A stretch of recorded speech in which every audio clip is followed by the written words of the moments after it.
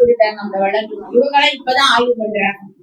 அப்ப முன்னாடியே வள்ளல் பெருமான் சொல்லிட்டார், அந்த சாகாத நிலைய பெருமான் எப்படி அண்ணாந்து பாக்குறாங்களோ பெருமான, அப்படி ஒரு நிலைக்கு, உயர் நிலைக்கு இறைவன் அவரை ஏறாநிமிசை ஏற்றி இத்தனைக்கு அருட்பெருஞ்சோதி ஏறாநிமிசை ஏற்றி விட்டார். அந்த நிலையில அந்த கண்ணை கழித்தேன் கருணை திரு அமுத உண்டேன் அமைப்புராட்டி சொல்லுவாங்க, உடம்பை எடுத்ததன் பயன் உடம்பிலே இருக்கின்ற உத்தமனை ஓங்குவதற்கு தான் அப்படின்னு சொல்றாங்க. காயமே இது பொய்யடாங்க அவங்களாம் பார்க்குமாறு கடைசியில காயமே இது மெய்யடா அப்படின்னு சொல்லி இந்த மெய்யான ஒரு மெய்யாக்குது. அடுத்தது செவ்வொழியா காட்சி கொடுத்து அதுக்குள்ள அம்பலத்தில் ஆடுகின்றார் வாங்கிமாறே, அவர் ஆட்டம் கொண்டு நாட்டை முடியும்.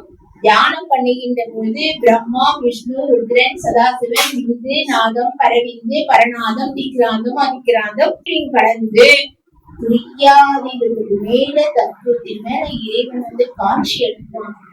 அது சொல்லி தெரியாது. நம்ம அரிசியா அந்த நிலைக்கு நம்ம அந்த நிலைக்கு போகின்ற பொழுது தானா வரும் அனுபவங்கள் எல்லாம் ஆடுகின்றேன் அன்புருவானே நின் அருளை நாடுகின்றேன் சிற்றவையை யாம். எல்லாம் எங்க நடக்குது? படித்தேன் படிச்சினேன் மெய்ப்புலகம் போட்டேன் என் உள்ளமெல்லாம் பூரித்தேன் நின் அருளை பாடுகின்றேன். காரணகர்த்தா தீர்வினை வல்வினை எல்லாத்துக்கும் காரணகர்த்தா.